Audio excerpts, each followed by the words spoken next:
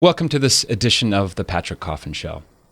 Today we're going to talk about the state of the church in Europe, primarily Germany. You know, a lot of the great saints of the past came from Germany. Two of the four Dubia cardinals, the late Cardinal Meissner and Cardinal Brandmüller, are from Germany. Of course, the Pope Emeritus Benedict XVI, also German. The former prefect of the Congregation for the Doctrine of the Faith, Gerhard Müller, also German. What happened to Germany? Why is Germany a kind of canary in the coal mine, a kind of fulcrum or symbol of the church crisis today? We're going to talk with one of Germany's highest profile leaders and influencers. But before we introduce her, I do want to mention, if you've never heard of Coffin Nation, it's the largest culture building website in the world. It's a community. It offers 3 levels of engagement, commentary, live webinar, tons of goodies, swag like this heavy duty mug. I love when coffee contacts my soul. Go to coffinnation.com and find out more. It might be for you. coffinnation.com.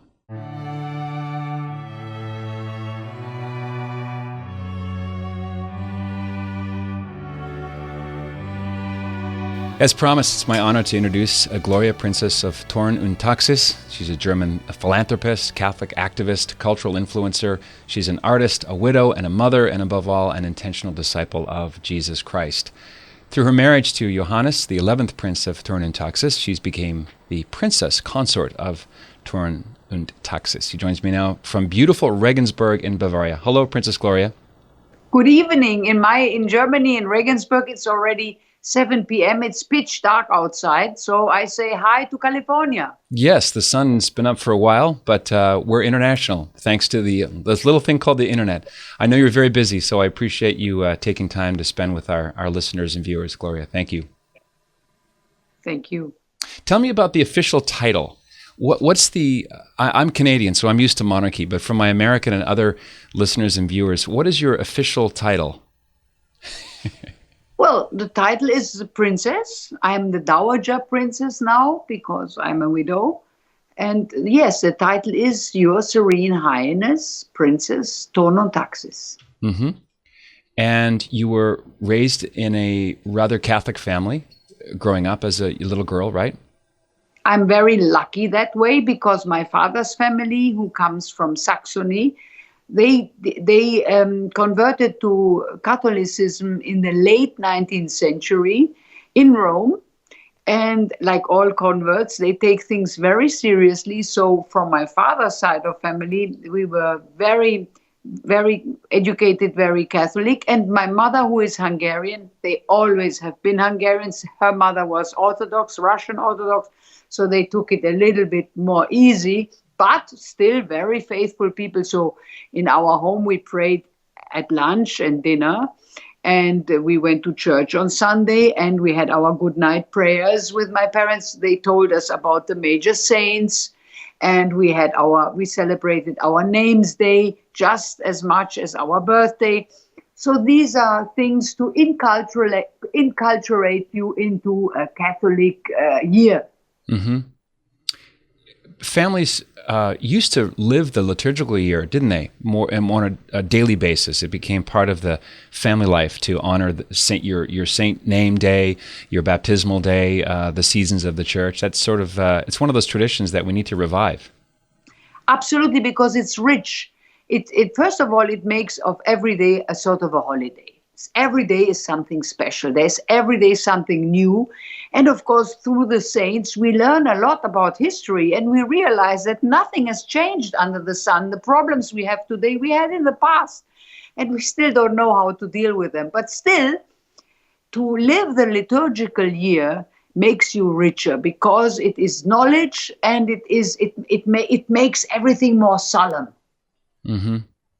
And the origin of holiday is Holy Day, right? People forget that. Exactly, and nothing more beautiful than a holiday. Amen. Preach it. Tell me about your Benedictine aunt. She was a major influence. Exactly. My aunt, the sister of my grandfather, she became a nun, a Benedictine nun, at the border of Austria and Slovakia. And she was not very pious, but she was pious. And most interestingly, she didn't like to be a nun. She basically hated it. And she told me that if she could, she would run away, but she would offer everything up for the world, for us in the family, and that she would gladly offer all her pain and all the shortcomings of her life for Jesus and for the world, for the sins of the world. I love that. And she really, she never went on holiday, although, of course, in modern times, the sisters could go home. And she said, I would never want to go on holiday because if I'm outside, I never want to go back in. So I better stay inside. So that's just to say the frame of mind, not everybody who is inside a monastery is really happy. No, she wasn't, but she still dealt with it. That's really interesting. There's a Australian movie I like very much called Lantana, and it's a pro-monogamy, pro-faithfulness. It's based on a play. It's not a Christian movie by any stretch, but it's told through the eyes of a police officer who's cheating on his wife. And one of the characters, played by Jeffrey Rush, says, sometimes love isn't enough, meaning the emotion is, that can't be first. And your aunt is a great example of someone who just persevered with capital L love, just through the will, through a decision, right? Exactly. Let's do this. Right. And you eventually came to America. I've seen a lot of pictures with you hanging out with Andy Warhol and Mick Jagger and a bunch of sinners. Well, but not more sinners than anybody else. I think I was very lucky in the 80s. My husband took me to Los Angeles and I met great movie producers, Hollywood people. And then I went to New York and I met all the art world and all the artist people. With Andy Warhol, he was actually a very faithful man and he was a Catholic. And he used to go to church regularly. He did attend Mass on Sunday. And, you know, in the 80s and so, we didn't talk about religion very much because like today, it's sort of something that you do quietly, sort of you don't talk about it. Thank God that has changed a little bit because now we realize we have to do promotion because otherwise the last people are running away and going off board. So we have to do something. But Andy was he was a faithful guy and so was Fred, his manager, and so is Bob Colacello, who worked at the factory with him. So, no, I think they were good people. Yeah, I was using sinner ironically because there's a certain kind of a Catholic that thinks that you really should be more in a fortress or a cocoon rather than rubbing shoulders with people. I'm not a big fan of the notion of the Benedict option in the sense that Catholics are supposed to retreat into a monastery and live on a farm. I think we should be in Hollywood and Berkeley and Wall Street and London and Rome and Paris. And certainly we should be partying and having fun because to be Catholic is a happy religion. And somehow, I don't know why, we got this strange Calvinistic, pietistic, Puritan image and gray coat that the Puritans wear. But the Catholics, if you look at all the Catholic cities in Europe, you see that everywhere where the European are Catholic, the cities are beautiful and there is joy of life and there is music and the restaurants are fabulous. And if you go to the Protestant cities, it's really boring because a religion implies and goes on the character of people, and it manifests itself in everyday life. And Catholics have always been fun-loving people. Look at Italy, look at Spain, look at Portugal. These are the countries where you have beautiful processions and where you eat and where you drink. Catholic is a religion of how do you say in English the word? It is a sensual religion. We like the taste. We like the smells. We are happy religion. We are actually, in my opinion, the happiest religion in the world. But we got this strange Protestant image that is not us. Yeah. Plus, we are sinners, and that's why we can live, because we are sinners, and we admit sinning is part of our religion. We don't push sin away like something really horrible. No, we embrace it and say, we have to admit that we are sinners. The world becomes terrible when you don't admit to sin anymore, when you make sin look like the most normal thing in the world, like abortion. Oh, I did the baby a favor.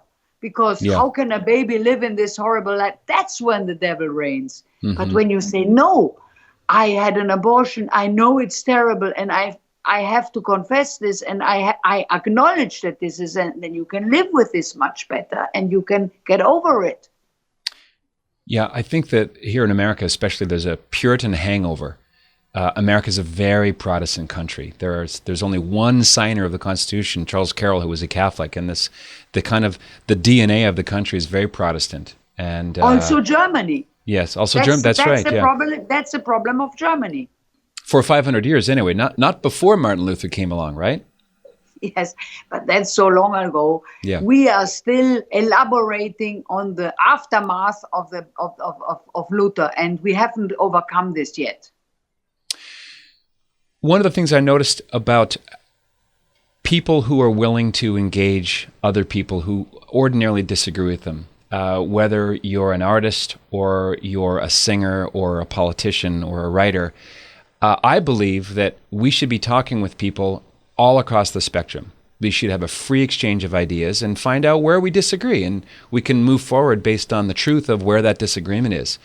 But now I see as a kind of a spirit of this cancel culture, where you don't just disagree, you have to boycott, you have to shun, you have to remove altogether from polite society. I watched with some sadness you getting your award from this Harlem art thing a year ago. It's like, why can't you separate things, realizing we're all rowing in the same direction?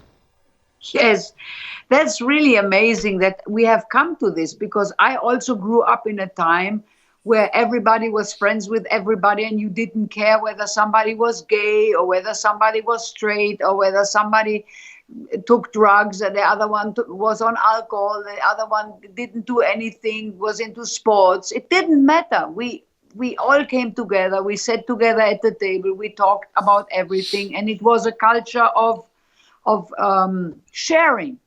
Mm-hmm. And all of a sudden now, it's a culture of division. If you don't belong to them, you are out. And when you are not with this, you are not. And this, and that is totally not the atmosphere I grew up in. And I hope this is not going to get worse. But sometimes my theory about this is that it is the price for 80 years of freedom.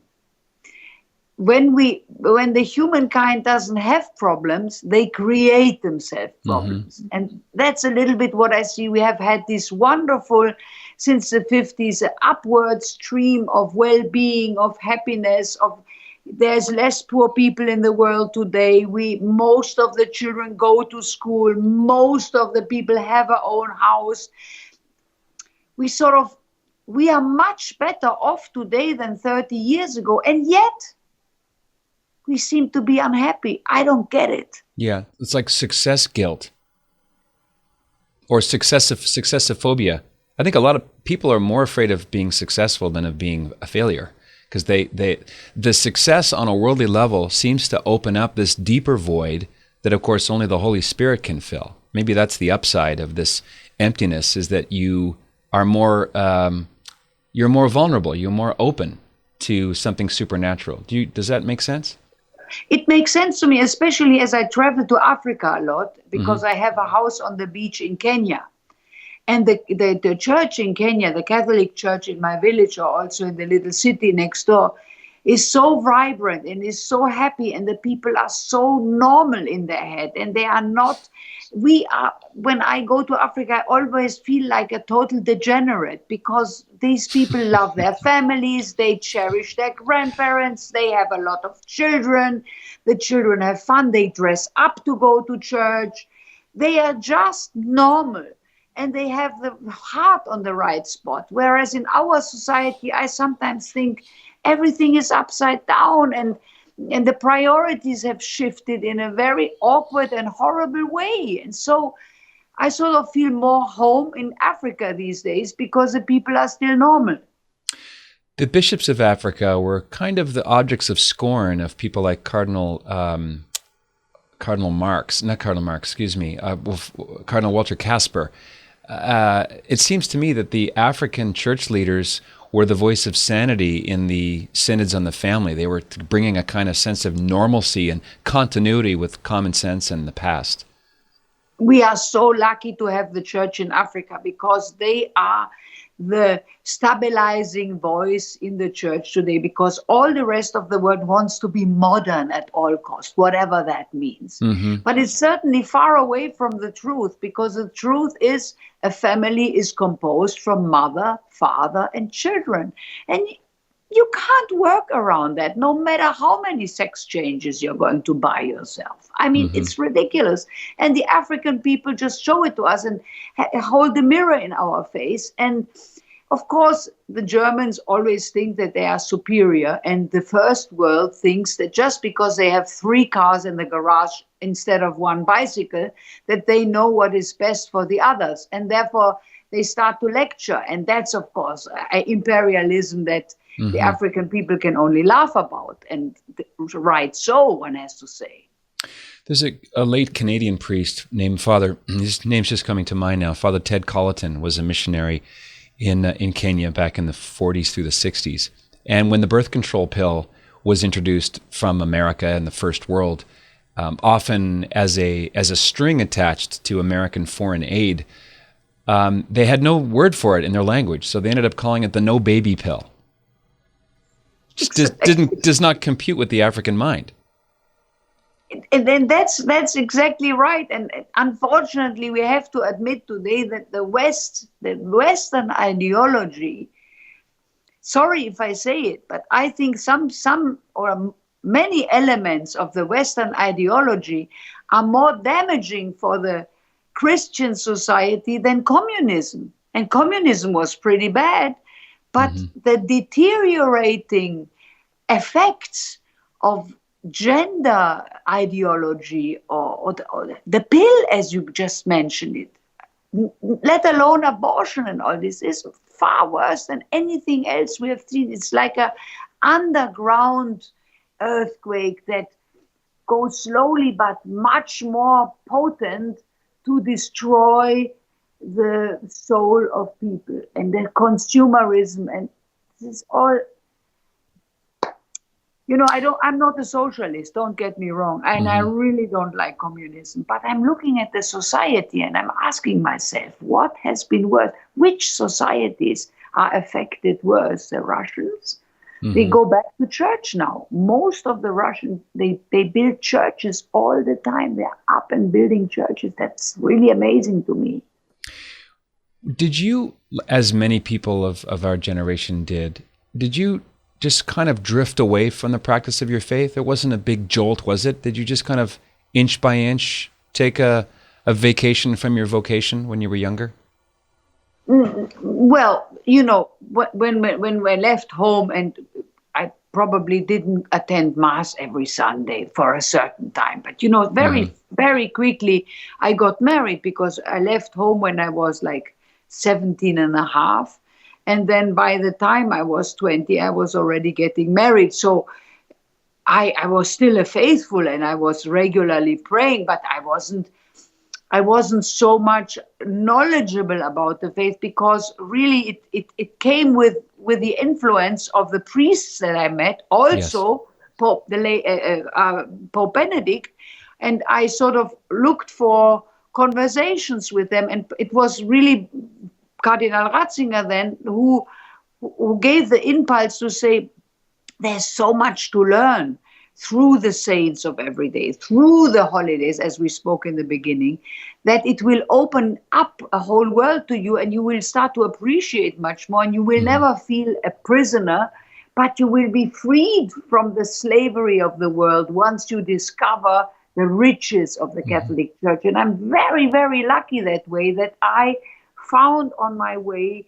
fabulous priests who could give me more impulses to get to know my faith. And then, of course, it was also my aunt, Hmm. as a child. And so I was lucky to be inspired by great knowledgeable Catholics. I would think that a mother and wife with 3 young children losing her husband would have been a great shock to the system. Did that end, when you look back at it, was that something God permitted so that you could deepen your friendship with Christ our Lord? I read it that God and the saints and Our Lady helped me so much in my life, where I had so many obstacles to overcome, that I thought, just to show gratitude, I go to daily mass. Although I don't want to go every day because sometimes it's cold or sometimes it's getting late and I have other things. No, I want to go every day because I want to witness every day how grateful I am that I was able to overcome all the problems that I encountered in my life in such a fabulous way. And I also want to collect strength so that in case something terrible happens, that I will endure with my faith, that my faith will make me strong enough to endure the difficult times in life. So that's basically the deal I have with heaven. Well, you're like your aunt. You just did it. Just bootstrap, right? Including debt, including just all of the affairs that you had to clean up and fix. And I can imagine you read a lot of books on business and law, and right? I did not, because just like with children education, I believe very much in instinct. And of course, I picked up the odd business book that somebody gave me, and out of politeness, I was reading. But then I found out that these things that are in this book, I know already, because it's just 1 and 1 is 2, and 2 and 2 is 4. It's as simple as that. And I always say, as a housewife, you are blessed with the ability, like many women, to be able to do multiple things at one time. We are able to cook while we watch that the washing machine is almost finished to put the clothes in the dryer. We can take a phone call from our girlfriend and make an appointment for the afternoon tennis hour. We can at the same time make sure that we're here when the kids come from school and help them with their homework. And we look fabulous when our husband comes home, and we motivate him and to spend a great evening with us and have dinner with everybody. So that's what women are about. And that's what I'm lucky to be able to do. And that's also thanks to God. Well, there's a reason why they don't call it masculine intuition, right? How did you first meet Cardinal Ratzinger? I had the unmerited grace of meeting him in 2012. I got to introduce him to my father in Rome, thanks to my good friend, Cardinal Raymond Burke. But I didn't have, obviously, a friendship and ongoing connectivity with him. I just read a quote this morning from the late Cardinal Meissner. Is it Meissner? Am I pronouncing it correctly? Yes, Meissner. He said, Cardinal Ratzinger, then Pope Benedict XVI, had the intellect of 12 professors and was as pious as a child on his first Holy Communion day. That's really sweet. Well, Cardinal Meissner certainly was a great friend, and saw him all the time, and they were really good friends. Well, what I can say is that when Cardinal Ratzinger was already in Rome, he came to Regensburg because his brother lives here. His brother is 96 years old, and he is the senior conductor of the world-famous boys' choir, Regensburger Domspatzen, one of the best choirs in the world of boys' voices. That's Monsignor Georg? Monsignor Georg, exactly. And so Cardinal Ratzinger had a house here because he was professor in Regensburg. But during the times he was professor, I was not in Regensburg yet. I was not married here. But in the 80s, when I hit this town, and he was already cardinal in Munich, I met him on, the official gatherings when New Year's and things like that. And then when he went to Rome, I got to know his private secretary, and this private secretary arranged different meetings. We sometimes took the car and did an excursion together, or he came to our house and he said mass at the castle, and we had lunch together. Sometimes we went for a walk. So I really had the opportunity to to be with him in a very leisurely atmosphere, and the conversations were fabulous. And he is a real priest. I mean, he is a real priest. Very important to surround yourself with the right kind of fellow traveler, right? Especially priests. The modeling is so important. We're so imitative in our nature. We want to become like the 5 people around us. Exactly, and I always say what you are interested in, you pursue. Like, for example, I was so much into rock and roll when I was young. Well, I certainly pursued the rock stars I really was interested in, and I met them, and I had a good time with them. Michael Jackson, Mick Jagger, Prince. I was lucky enough to get to know them in a good way, and I always say that what you're into, you're going to pursue. But I was always into the faith, and I was always into the Catholic Church, and I was always attracted to the church, and of course to meet their leaders and to talk to their leaders and to also help and assist their leaders, because they also need lay people to be friends with, and because for them it's also a reality check, because if you're only surrounded by your own kind, you sort of lose touch. Yeah. So I always saw that also as a service, vice versa. We learn of each other. The night you met your husband, I one line jumped out, and all of a sudden the song ran through my head. When I was young, seemed that life was so wonderful, a miracle. Supertramp, right? I love that. You have a very good voice. Supertramp and ELO and, of all people, Alice Cooper. Those were my sweet spot 1970s favorite bands. I could sing hours of Supertramp. And they were here. Supertramp was playing at our concerts. We have, in the summer, we have 10 days of a festival in the courtyard. About 3,000 people come, and Supertramp was one of the bands that came and played. Terrific. That's awesome. I mean, Supertramp as a original Supertramp is no longer together, but Hodgkins. Roger Hodgkins, yeah. Roger Hodgkins. Yep. He came with his band, and he basically played the whole repertoire. It was fabulous. That's awesome. You know, back then, I have a dear friend, a shout out to Matthew Marsden, a wonderful British Catholic father of 7 and a Hollywood actor. And he makes the point, because he had top 10 songs in the UK in the 90s. And he said back then, every singer was unique. Every artist had a kind of brand, a very recognizable voice. Nowadays, it's like a computer-generated sound. Everything sounds the same. But back then, it was everything was distinctly like the angels, like their own species, right? It's a mirror of society. It's exactly that. And but there are still great musicians around, and thank God they make more money playing in clubs and playing concerts than on CDs. So now you get to see the artists again. So it's back to normal in that sense. One thing people don't realize unless you meet them is that high performers, like you mentioned, Madonna and Prince and Mick Jagger, they are very, very competent. They didn't just fall out of the baby basket and, someone waved a magic wand. Usually very hardworking. To perform at that level is incredible hard work. People never think about that. They just go, oh, well, you've got your 5 cars and so on. But what was your impression of them as artists and as people? Well, what I can say is that all the artists that I have met are very, very hardworking people. And of course, they had to stop the drugs and the alcohol very soon.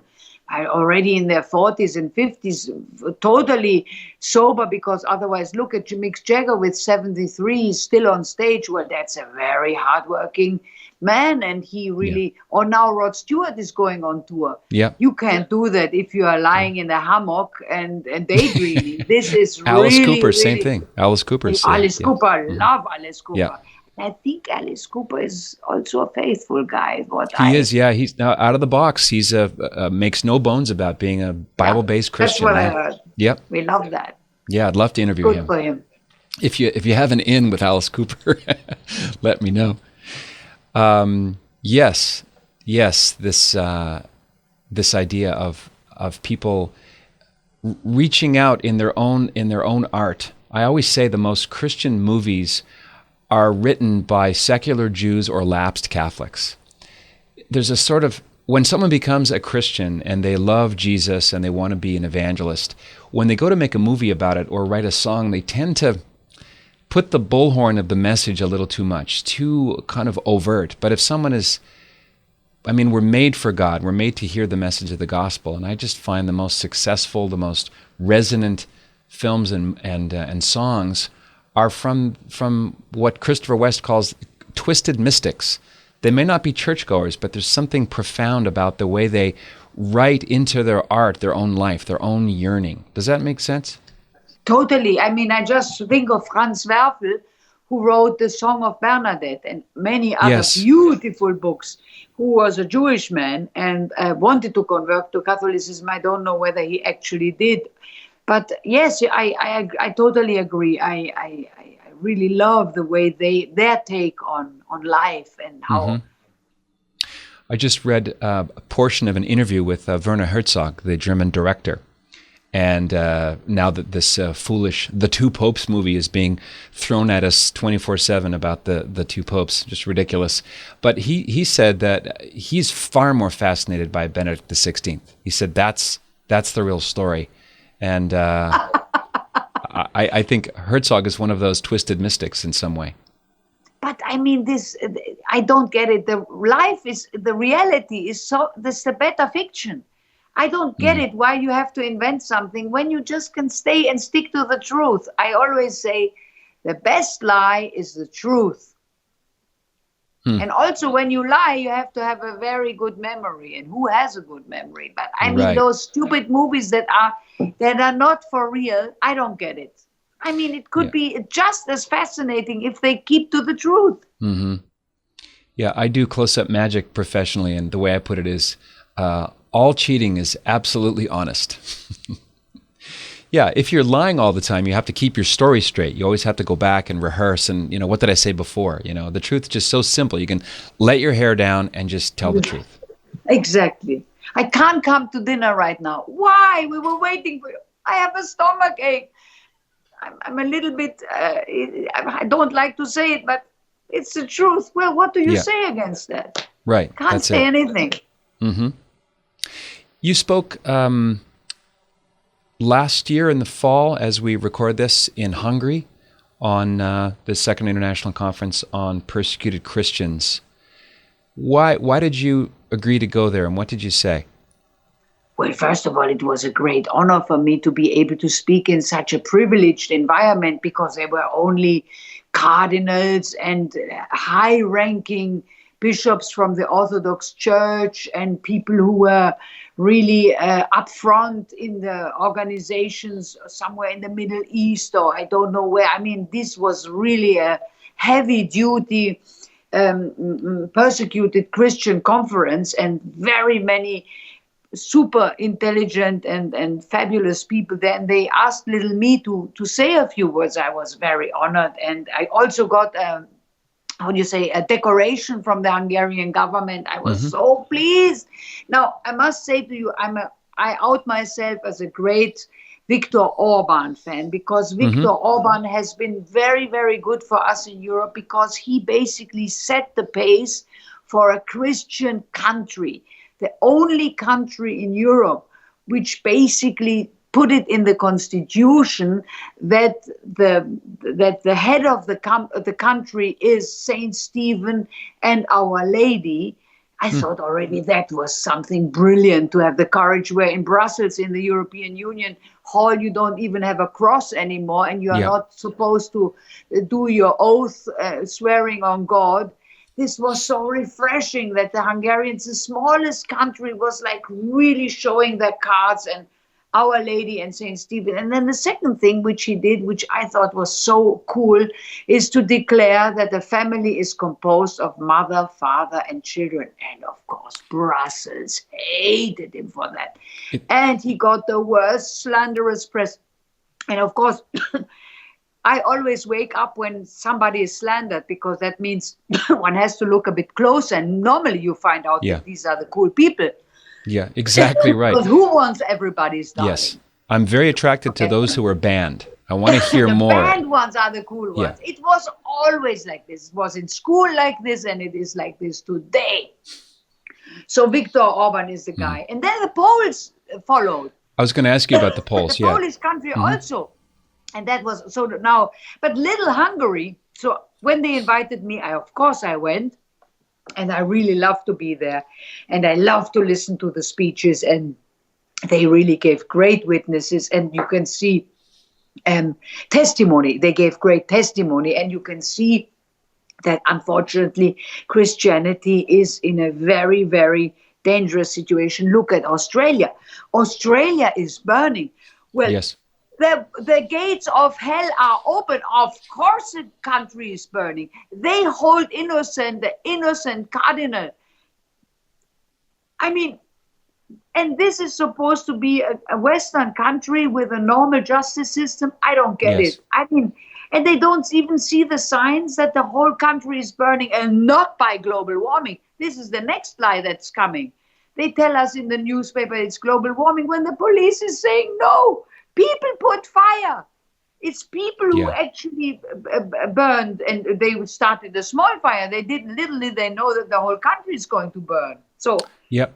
I'm glad you the said evil that. comes from somewhere. I have covered the Cardinal Pell trial extensively. I'm convinced it's not that the case was not strong against him. Rather, it was impossible for him to have done it. Meanwhile, you have someone like Uncle Ted McCarrick, who's just moved to Florida, beach weather, 3 square meals a day. It's hard to keep your balance when you see injustices like this. And I find it interesting, Princess Gloria, that no one's talking about who these arsonists are in Australia. It's a media blackout. Who would start dozens of fires? They keep speaking about the Amazon and how South America and Amazon and the burned fields. How about Australia? Why don't they talk about the burning fields in Australia? The media is totally biased. They sell us what they think is necessary to sell us the crazy political agenda, which leads to just asking for more money in taxes. The European Union just released now that they're going to fight climate change with another 30 billion or trillion. I said, sure. Don't throw money at the problem. Just not every problem can be solved with money. If we really want to go back and live healthier or see that the climate doesn't heat up, then how about less consumerism? Mm-hmm. And how about shutting down the air conditioners? I don't get it. In New York, all the summer, the air conditioners are on, but they're also on in the winter. In all of New York and most of America, in the cold parts, they heat the buildings, and then they, on top of it, they have the air conditioning on. That's bad for the climate. How about stopping that first? Mm-hmm. But that's not interesting. They just want to be destructive to society, and that's what I feel. It seems to me that, just piggybacking on what you just said, that the main product that the what I call the lame scream media sell, the main product is fear. I just watched a video clip of actor Leonard Nimoy, who was famous for playing Mr. Spock on Star Trek, and it's from 1978, and it's a straight-faced documentary on the coming ice age. They're not joking. And then it's the next fearful thing would be we're going to be hit by a meteorite. And then it was AIDS, and then it was SARS, and then it was Ebola, and now it's global warming. But that didn't gain any traction, so now it's called climate change. It's like someone's trying to keep us in a constant state of fear so that we can, before it was called global warming, but then they realized that the last 3 summers were cool and the winters were ice cold, and they said, we better rebrand this thing because otherwise nobody's going to believe it. So now it's called global warming. But, I mean... Whoops. Of course they want to, exactly, they want because a fearful people are easier to manipulate. That's the truth of it. Yes. I've interviewed the author of Libido Dominandi, E. Michael Jones, who says sexual liberation is a form of political control. If you have no control over your appetites, you're very manageable. You're very manipulable. Very manipulable. very manipulable. Let me ask you about Pope Francis. How can Catholics who want to be respectful, who have a great reverence for the office of the papacy, and we see almost every day a new event, a new off-the-cuff remark, or something contained in an official document that you just can't square with the tradition.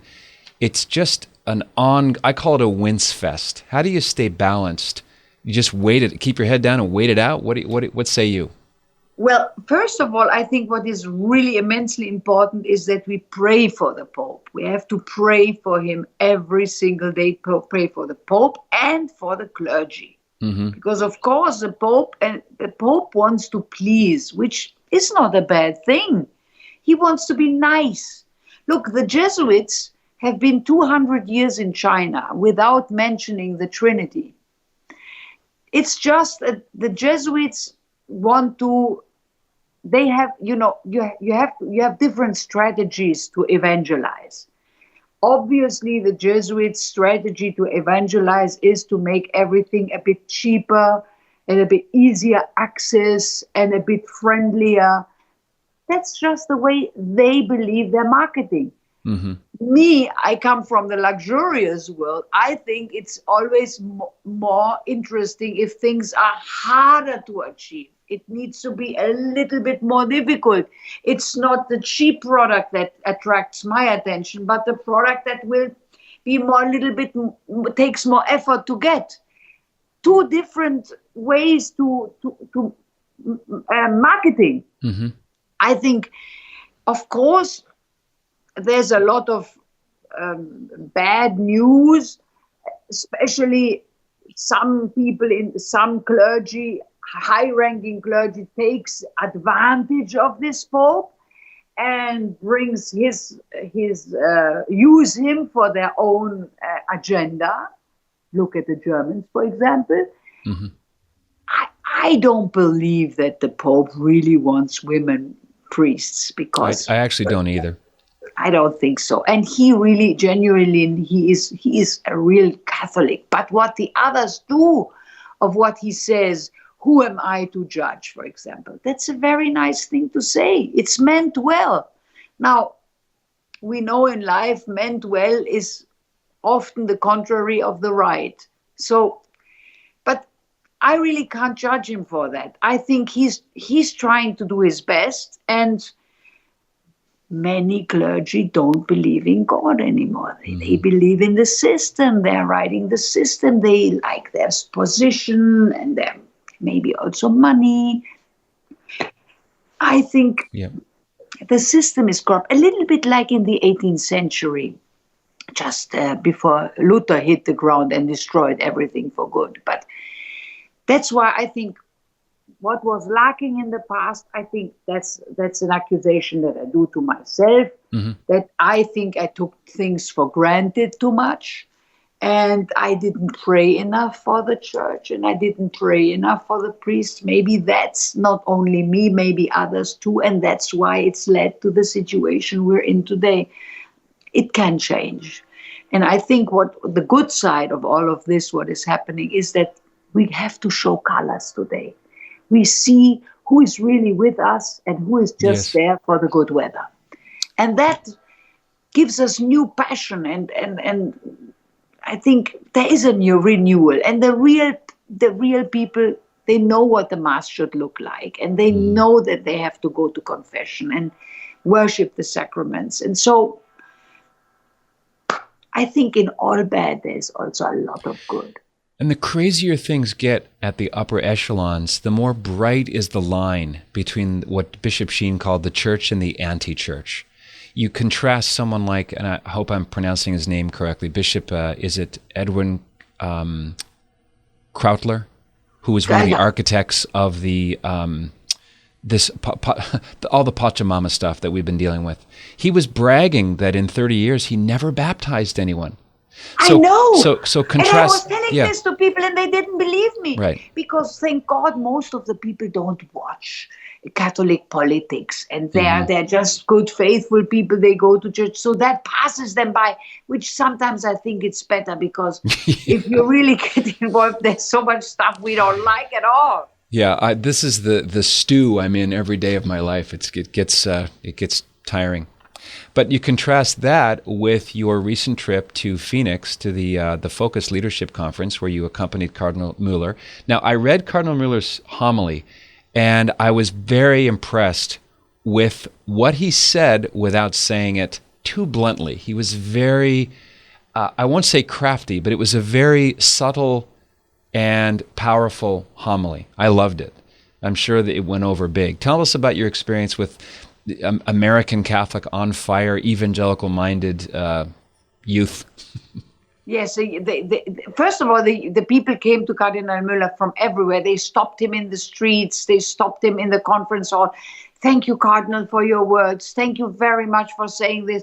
And then the Cardinal, at one point, he turned to me and he said, well, this is what I've been preaching since the last 30 years. I don't understand why all of a sudden. But maybe he was making fun of himself, which is always a good trait. But I mean, he said the three things I remember that I really loved about is that he says that political manipulation is only there. They want to use us to basically grab us in our pockets and get our money. That's one issue that he showed. And the second issue was the pro-life issue. They want to tell us that to be for children and raising children and being against abortion is to be backwards minded and old-fashioned and conservative. And they want to make the word conservative look like something really horrible.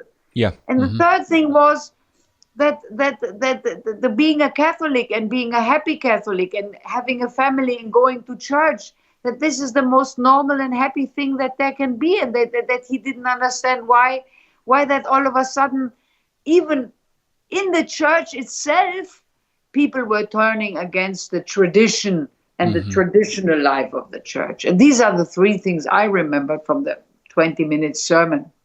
But people loved it, and all the young people loved it. So the church is alive, and that's a great sign. Can you envision that kind of enthusiasm coming back to life in Germany?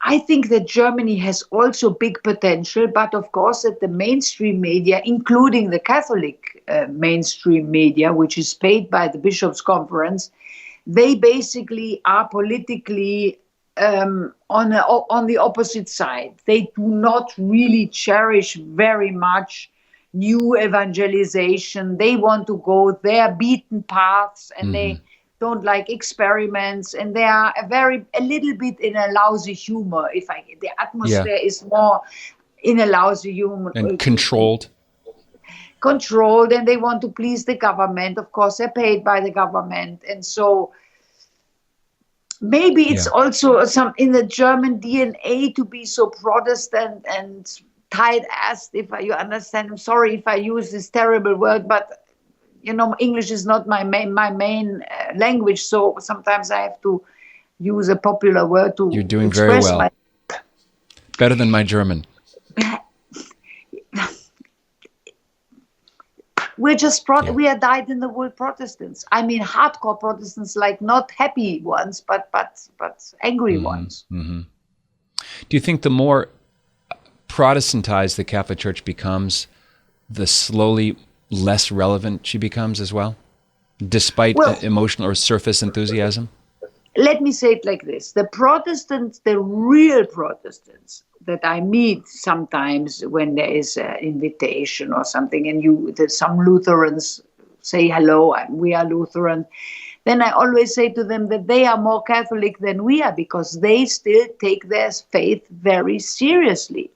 And the Lutherans don't let you come to communion if you don't belong to them.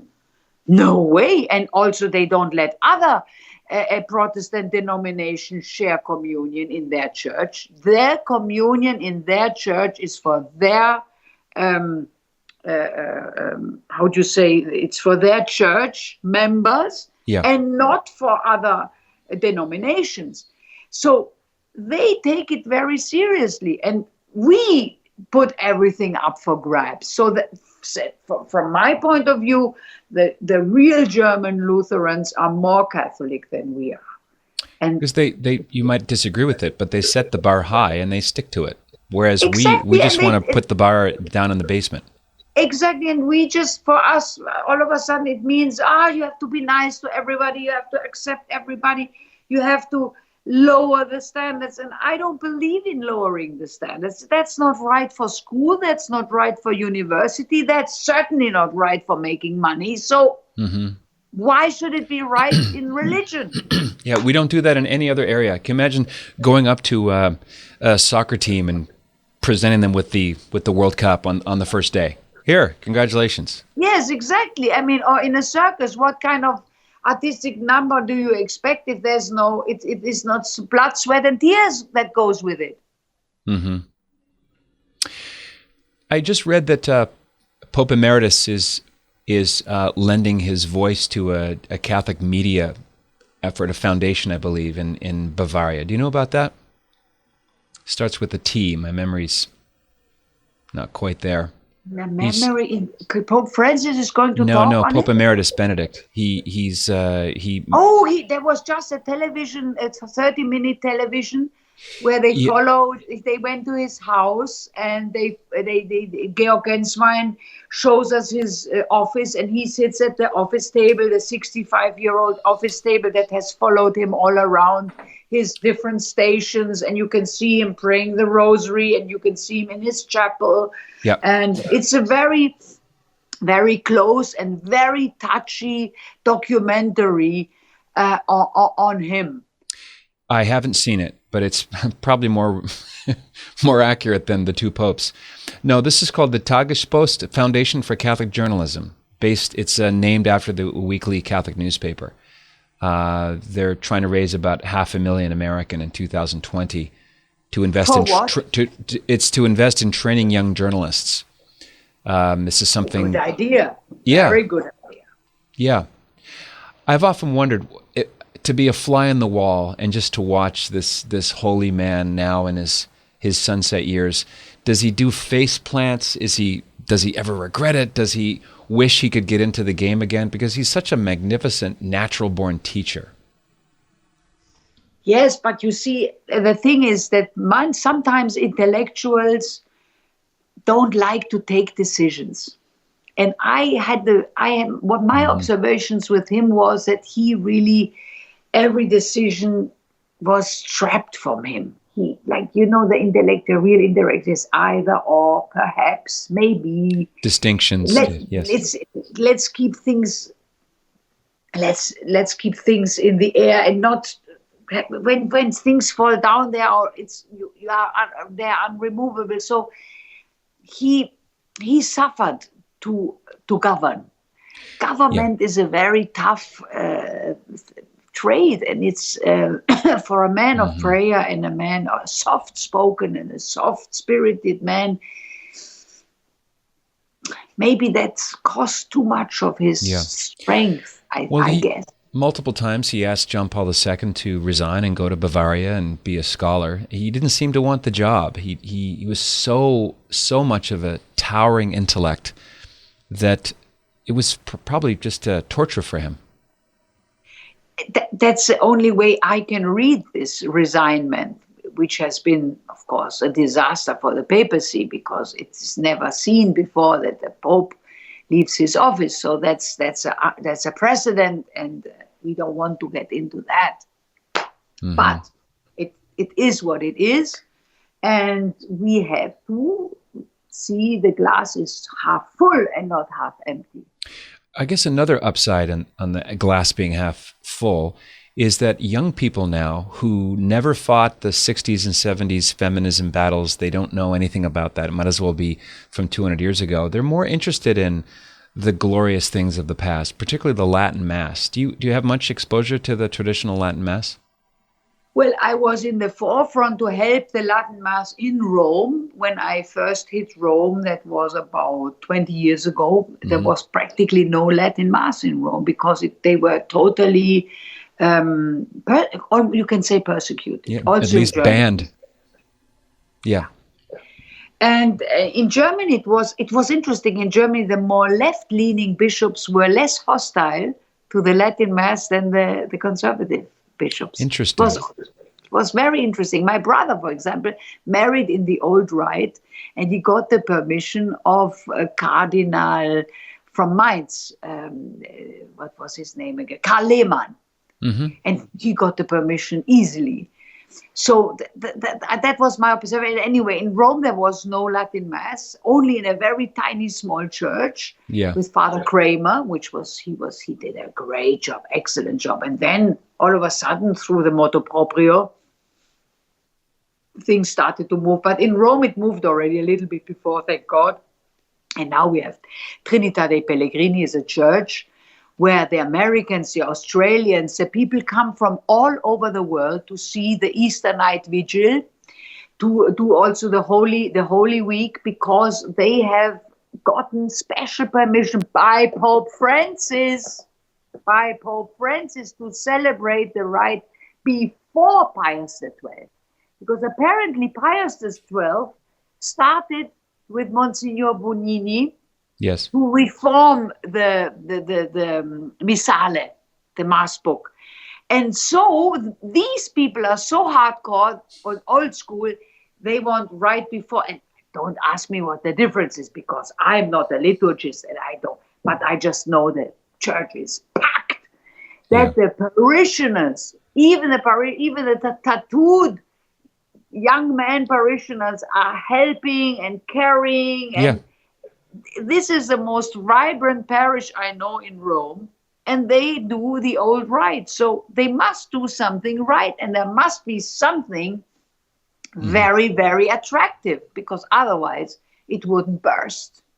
Yeah, this great exotic bird. And they're normally celebrated in beautiful churches as well, which has an evangelical power to it. Surrounding the Mass with beauty. We've lost that, at least in America. Beauty. Yeah. Can I tell you my liturgist joke? Please. What's the difference between a terrorist and a liturgist? You can negotiate with a terrorist. Yeah, you can. Yeah. Is that the sound of crickets? Gloria, have you heard of servant of God Catherine de Hewick Doherty? Have you heard of? Okay, this is your new best friend. She was a Russian-born Roman Catholic, came over when the Communist Revolution happened, ended up in New York, and then Toronto. She's servant of God. She died in 1985. She married the highest paid newspaper man in America, a guy called Eddie Doherty. And they founded Madonna House, which is now in over 25 countries. They serve the poor. They have what Catherine called a chit-chat ministry. A young man named Thomas Merton was walking in New York, and he overheard this powerful woman speaking inside this hall, and it was Catherine Doherty. So he devoted a chapter in his book, The Seven-Story Mountain, to her. It's called The Baroness. I just think you two would be kindred spirits. She's just out of the box, totally free, totally alive, loved the poor, and was a baroness before she came to America. So I'm going to put a link to her book, Pustinia, in the show notes at patrickcoffin.media if folks want to follow up. Well, Gloria, Princess of Thurn und Taxis, I could talk to you all day. I've learned so much today. Thank you so much for being with us tonight where you are. Thank you very much. And our pilgrims look forward to meeting you in May when we go to Bavaria and Austria this coming May. So we look forward to seeing you in person and the beautiful things you're doing there in Regensburg. Thank you very much. Well, I'm looking forward to meeting you, and I send you all the best greetings and Happy New Year out to California. How do you say in German, be a saint, what else is there? This is how I end my show. So this is the Patrick Coffin Show. Be a saint, what else is there? In German. Werde ein Heiliger, was sonst? Perfecto. Thanks for everything, Gloria. Happy New Year. God bless you. Thank you. Hey, this is Patrick Coffin. If you like what you see and hear and you want to see and hear more, consider joining Coffin Nation as a full member. Just click right here and find out more about what that means. Nipsey, my fedora. That's Coffin Nation, the world's largest online community of culture builders. Click right here. See you on the inside.